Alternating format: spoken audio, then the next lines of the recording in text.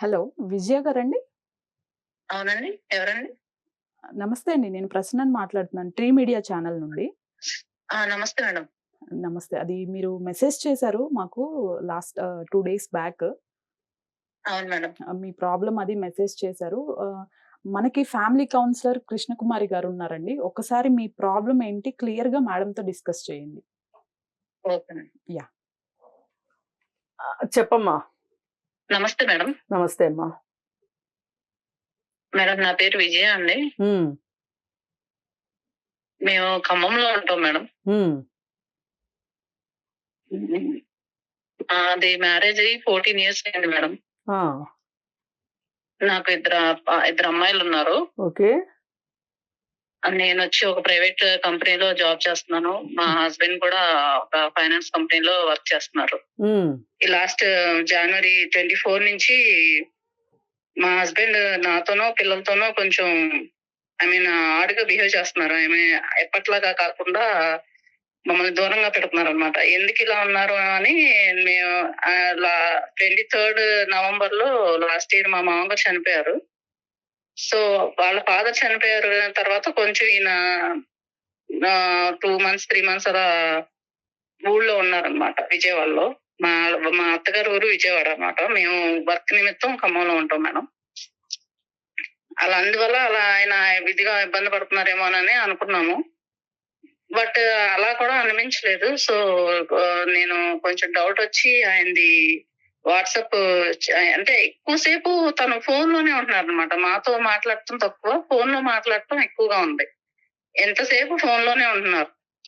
So, ఎందుకిట్లా ఉంటున్నారని చెప్పి నేను ఒకరోజు నైటు జాన్యురీలో నేను చెక్ చేశాననమాట. జాన్యురీ ఫెస్టివల్ తర్వాత చెక్ చేసినప్పుడు ఆయన వేరే అమ్మాయితో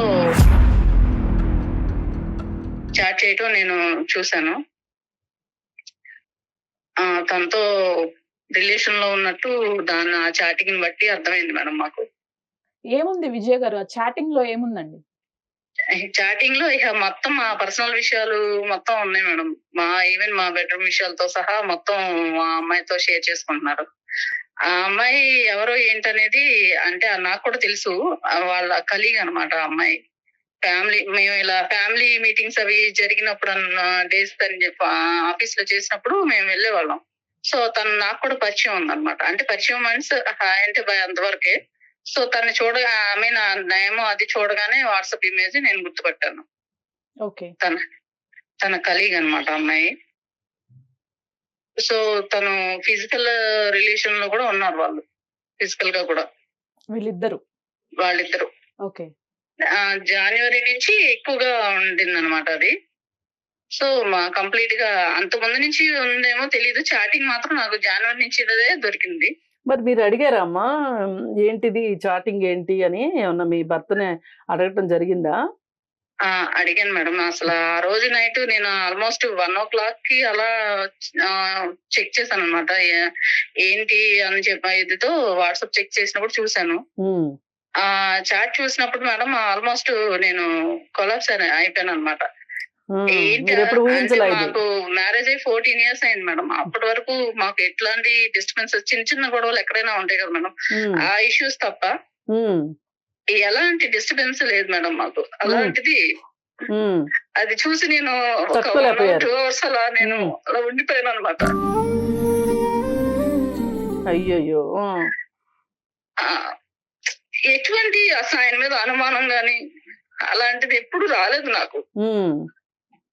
అది కూడా ఇతని బిహేవియర్ వల్లే నాకు అర్థమైంది. పిల్లలు కూడా డాడీ ఎందుకమ్మా అలా ఉంటున్నారు, అలా ఉంటున్నారు అనేసరికి పోనీ నాతో ఏదైనా ఇబ్బంది ఉంటే అలా ఉండొచ్చు అనుకున్నాం. పిల్లల్ని కూడా అవాయిడ్ చేస్తున్నారు. పిల్లలతో వాళ్ళని చిన్న మాట కూడా నన్ను అన్నిచ్చేవాళ్ళు కాదు. నన్ను కూడా బాగా చూసుకునేవాళ్ళు. అట్లాంటిది కంప్లీట్‌గా దూరం పెట్టేశారు. మొత్తానికి కుటుంబాన్ని నిర్లక్ష్యం చేయడం మొదలెట్టేశారు. అడిగినప్పుడు ఏమన్నారు? సమాధానం ఏం చెప్పారు? సమాధానం చాలా సేపు బుకాయించారు మేడం. బట్ అది క్లియర్ కట్‌గా తెలిసిపోతుంది అసలు. మొత్తం పాయింట్ టు పాయింట్ అన్ని దానిలో కనిపిస్తున్నాయి. దాన్ని కాదంటానికి కూడా ఏం లేదు. అయినా బుకాయించారు. ఏంటంటే ఈవెన్ దాన్ని అడగటానికి ముందు నేను మామూలుగా ఆఫీస్ వీకెండ్స్ అప్పుడు ఫ్యామిలీతో పాటు వెళ్ళినప్పుడు తన దగ్గర చూసాను అనమాట. ఉమ్, ఏంటిది నా గోల్డ్ పైన తనకి ఇబ్బందిగా ఉంది, పేమెంట్ వేరే చెయ్యాలి అంటే నా గోల్డ్ తీసిచ్చాను అనమాట. అన్న తీసిచ్చిన వాటిల్లో నా బ్రేస్లెట్, ఇయర్ టాప్స్ తన దగ్గర ఉన్నాయి. ఆ అమ్మాయి దగ్గర ఆ అమ్మాయి దగ్గర నేను తనకి చెప్పలేదు నేను ఆఫీస్కి వస్తున్నానని. నా ఆఫీస్ నుంచి డైరెక్ట్ గా తన ఆఫీస్ దగ్గరికి వెళ్ళాను నేను కలవటానికి. చూసిన తర్వాత 2 days తర్వాత నేను వెళ్ళి ఆఫీస్ కి అసలు ఏంటి అనేది నేను చూస్తే తన బ్రేస్లెట్ తనకుంది, నా ఇయర్ టాప్స్ తన దగ్గర చూసాను నేను. ఉమ్, ఏమి ఆయన నాకు తెలిసి ఆయనకు కూడా తన మీద డౌట్ వచ్చింది, తనకు కూడా అర్థమైపోయింది. తను ఇక ఆ రోజు నైట్ ఇంటికి వచ్చిన తర్వాత నువ్వు ఎందుకు అలా డైరెక్ట్ గా ఆఫీస్కి వచ్చావు ఏంటని చెప్పి అడిగారు. ఉమ్, అడగటంతో సో మొత్తం నేను కూడా ఓపెన్ అయిపోయాను. నేను చూసాను ఇలా ఉమ్, నేను చాటింగ్ మొత్తం నేను తన దాంట్లోంచి మొత్తం చాట్ నా దాంట్లోంచి పంపించేసుకుని తన దాని నుంచి డిలీట్ చేస్తాను. మీ దగ్గర సేవ్ చేసుకున్నారు. నేను సేవ్ చేసుకున్నాను మేడం నా దాంట్లో. ఉమ్,